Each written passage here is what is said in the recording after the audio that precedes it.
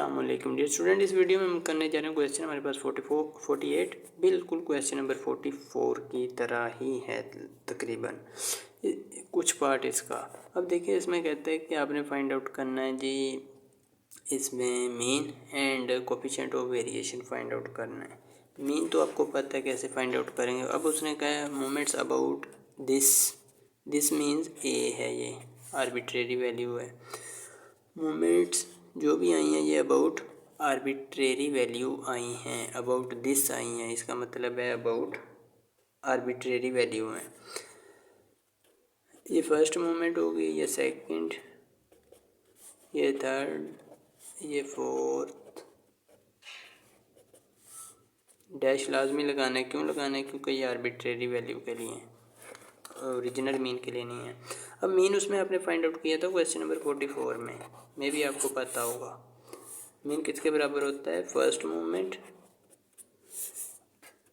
Plus about arbitrary value, जिसके about find out की होगी। ये मोमेंट जिसके अबाउट फाइंड आउट की हुई है ना, अगर आप स्टार्ट से ये क्वेश्चन देख रहे हैं ना चैप्टर नंबर 4 के, तो आपको पता होगा कि आर्बिट्रेरी वैल्यू हम कैसे कब कहाँ से सिलेक्ट करते हैं और फिर ये आर्बिट्रेरी वैल्यूज़ आर्बिट्रेरी मोमेंट्स बन जाते हैं। अब ए प्लस फर्स्ट मोमेंट के बराबर होता है इसका मीन, जितनी भी डिस्ट्रीब्यूशन है दुनिया में जितनी भी हैं, ठीक है। ये आपने याद रखना है, ये क्वेश्चन नंबर 44 में भी मैंने बता दिया था। फर्स्ट मोमेंट अब क्या है? 1 है और आर्बिट्रेरी वैल्यू है 2, इसका मतलब मीन आ गया 3। अब सी वी आपने फाइंड आउट करना है। कोफिशिएंट ऑफ वेरिएशन भी कहते हैं इसको, सी वी भी कहते हैं, कोवेरियंस भी कहते हैं, इसके 3 नाम हैं, ठीक है। पेपर में किसी भी तरह से आ जाता है क्वेश्चन, ये covariance, coefficient of variation, C V, ये 3 नाम हैं, याद रखने, लिख लेने अपनी लेड पेंसिल से बुक पर। अब इसके लिए हमें क्या चाहिए होता है? इसके लिए हमें चाहिए होता है स्टैंडर्ड डेविएशन और divide by mean multiply by 100। और ये जब भी आता है तो इसको परसेंटेज में लाजमी लिखना है, वरना आपका 1 नंबर कट जाएगा। अगर लॉन्ग में आता है ना तो इसकी परसेंटेज लाजमी लिखनी है, ठीक हो गया। अब स्टैंडर्ड डेविएशन हमें चाहिए और मीन हमारे पास ऑलरेडी आ गया। स्टैंडर्ड डेविएशन कैसे फाइंड आउट करना है? ये बिल्कुल एंड है, आपकी नॉलेज का एंड है ये क्वेश्चन, ठीक है। इसी तरह का पेपर में आता होता बिल्कुल छोटा सा क्वेश्चन है, लेकिन अक्सर स्टूडेंट इसको सोल्व नहीं कर पाते। अब स्टैंडर्ड डेविएशन फाइंड आउट करना है। स्टैंडर्ड डेविएशन के लिए हमें फाइंड आउट करनी पड़ेंगी मोमेंट्स अबाउट मीन। कैसे? आपको मैंने इससे पिछले क्वेश्चन में भी बताया, second moment about mean always equal to variance होती है।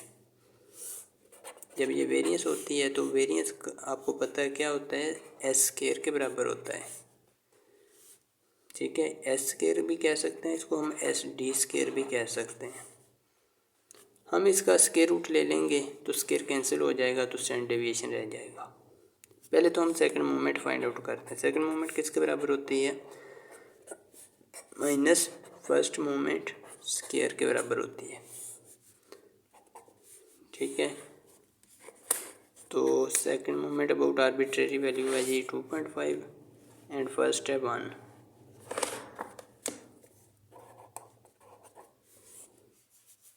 -1 का स्क्वायर भी लेंगे तब भी वही रहेगा, 2.5 - 1, तो ये आ जाएगी आपके पास 1.5, ठीक हो गया। अब ये क्या है आपका?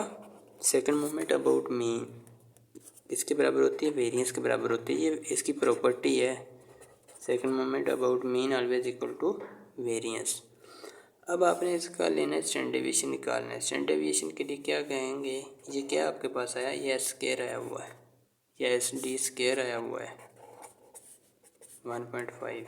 हमें चाहिए एस डी, या कह लें सिंपल हमें एस चाहिए या एस डी चाहिए। हम क्या करेंगे? इसका स्क्वायर रूट ले लेंगे सिंपल, हर जगह से। आप इनमें से एक फार्मूला लिखेंगे, एस डी लिखेंगे या एस लिखेंगे, जो आपका दिल करता है लिख लेना। चलिए मैं ये नहीं लिखता, ये मैं सिंपल ऐसे ही लिख लेता हूँ, ठीक है। यहाँ फार्मूला में भी सिंपल ऐसे ही लगा दें। अच्छा जी, स्क्वायर रूट लिया। अभी इसका मैं कैलकुलेटर की मदद से ले लेता हूँ।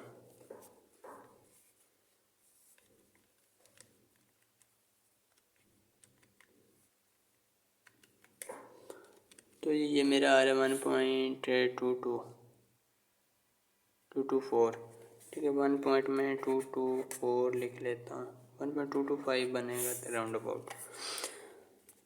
ये आ गया स्टैंडर्ड डेविएशन, मीन भी है। अब हम बना लेते हैं कोवेरियंस, निकाल लेते हैं। कोवेरियंस किसके बराबर होता है? कोवेरियंस भी कहते हैं इसको, कोफिशिएंट ऑफ वेरिएशन भी कहते हैं, एंड सीवी भी बोलते हैं, ठीक है। इसकी वैल्यूज़ मैं पुटअप करता हूँ फार्मूला में। स्टैंडर्ड डेविएशन है 1.225 divide by mean, that is 3 multiply by 100। Percentage में लाजमी लिखना है। चलिए मैं लिखता हूँ 1.225 डिवाइड बाई 3 मल्टीप्लाई बाई 100।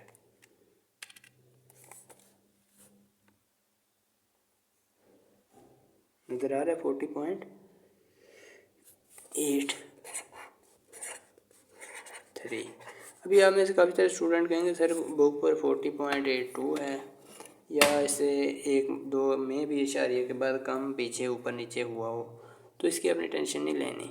ये बिल्कुल आपका ठीक होगा, आपका मेथड ठीक होना चाहिए। स्टैटिस्टिक में जवाब आपका डिफ़र भी हो तो कोई मसला नहीं होता, आपका मेथड ठीक होना चाहिए।